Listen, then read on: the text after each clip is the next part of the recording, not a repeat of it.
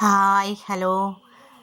ഞങ്ങൾ ഒരു പാചക വീഡിയോ എടുക്കാമെന്ന് വെച്ചാൽ ഞങ്ങളിത് കഴിഞ്ഞ ദിവസം അമ്മ വീട്ടിൽ പോയതാണ്. അമ്മ വീട്ടിൽ പോയപ്പോഴത്തേനും അവിടെ ഒരു വാഴച്ചുണ്ട് അച്ഛനോട് ചോദിച്ചിട്ട് 2 ദിവസമായി ഒരു വാഴച്ചുണ്ട് അവിടെ ഇരിക്കുന്നത് കണ്ടു. അന്നേരം ഞങ്ങളൊന്ന് അതെടുത്ത് തോരൻ വെക്കാമെന്ന് വെച്ച് എടുത്തു. എനിക്കും കീർത്തനിക്കൊക്കെ വാഴച്ചുണ്ട് ഭയങ്കര ഇഷ്ടമാണ്.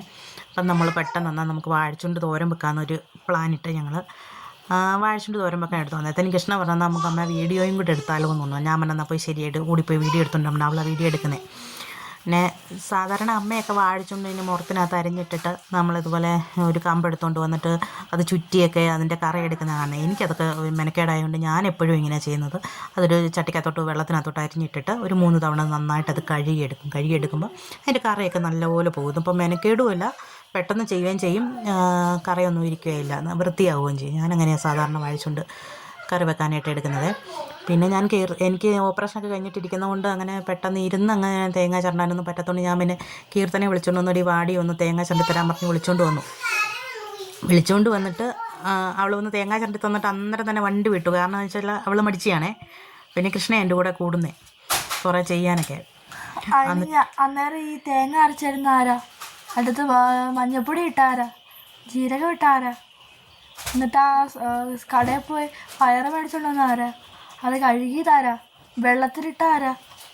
ഇതൊക്കെ വേറെ ആരുണ്ട്?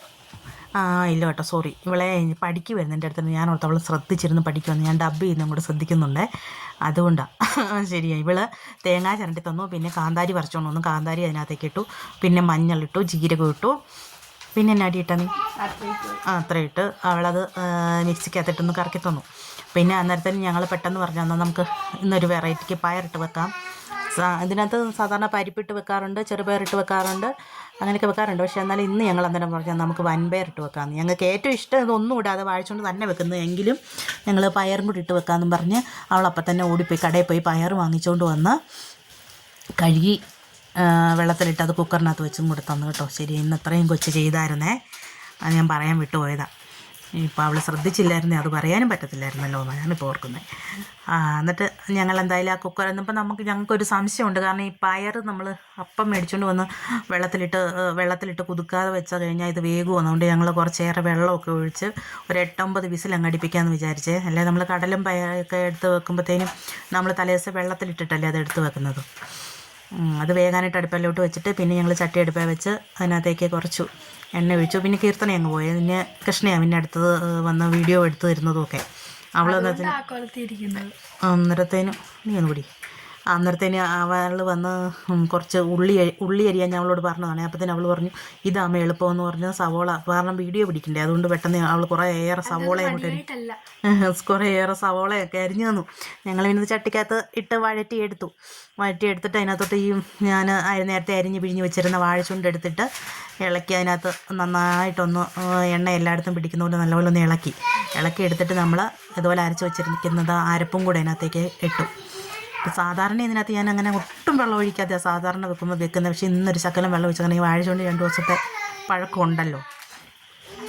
ശകലം വെള്ളം, തേങ്ങ മിക്സിയിൽ ജാറിനകത്ത് അവിടെ ഇവിടെ എല്ലാം പിടിച്ചിരിക്കുന്നുണ്ട്. ഒരു ശകലം വെള്ളം ഒഴിച്ചു. പക്ഷെ നല്ല അറിയാൻ മാത്രമൊന്നുമില്ല, കുറച്ച് വെള്ളം ഒഴിച്ച് നന്നായിട്ട് ഈ അരപ്പും ഈ വാഴച്ചുണ്ട് ഞങ്ങളതിന് വാഴക്കൂമ്പെന്നാണ് പറയുന്നത്.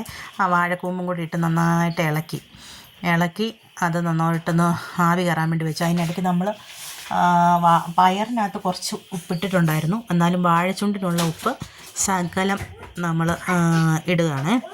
ഇട്ടിട്ട് ഞാൻ രണ്ടും കൂടെ കൂടി വെച്ചിട്ട് നന്നായിട്ട് വേവിച്ചെടുക്കണം. അത് നല്ലപോലെ മൂടി വെച്ച് വേവിക്കണം. എന്നിട്ട് വേണം പയറെടുക്കാനായിട്ട്.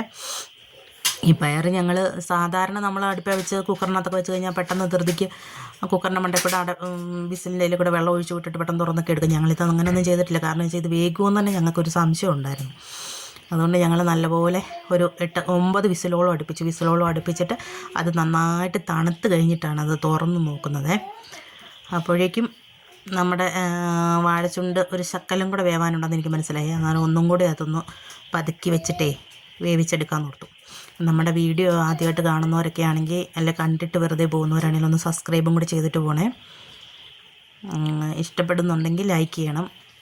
ഞങ്ങൾ അതിൻ്റെ ഈ പാചക വീഡിയോ മാത്രം ഞങ്ങൾ വിചാരിച്ചിരിക്കുന്നത് ഇതിൻ്റെ ആളുകളുടെ റെസ്പോൺസ് അനുസരിച്ച് ഇടുന്നുള്ളതെന്നാണ് വിചാരിച്ചിരിക്കുന്നത്.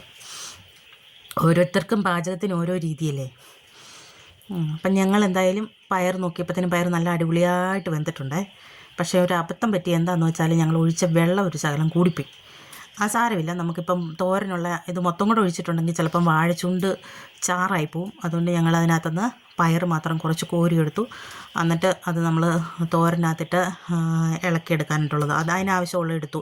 അത് കഴിഞ്ഞിട്ട് ഞങ്ങൾ വേറൊരു ചട്ടി അടുപ്പ വെച്ചിട്ട് അതിനകത്തോട്ട് കുറച്ച് കടുക് ഇട്ടിട്ട് കുറച്ച് കറിവേപ്പില ഇട്ടിട്ട് ഇച്ചിരി ഉള്ളി ഇട്ടിട്ട് വഴന്ന് കഴിയുമ്പോഴത്തേനും അതിനകത്തോട്ട് കുറച്ച് മീറ്റ് മസാല ഇട്ടിട്ട് ഈ വെള്ളവും ഈ പയറും കൂടെ അതിനകത്തോട്ട് ഇട്ടിട്ട് ഇളക്കിയെടുത്ത ഒരു കുഴമ്പ് വരുവേ.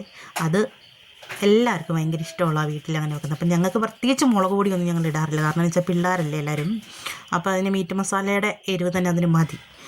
അപ്പം അതങ്ങനെ വേറൊരു കറിയായിട്ടും എടുത്തേ. അപ്പോൾ ഇത് ഇനിയിപ്പം നന്നായിട്ട് മിക്സ് ചെയ്തെടുത്തിട്ട് ഇളക്കിയെടുക്കുക.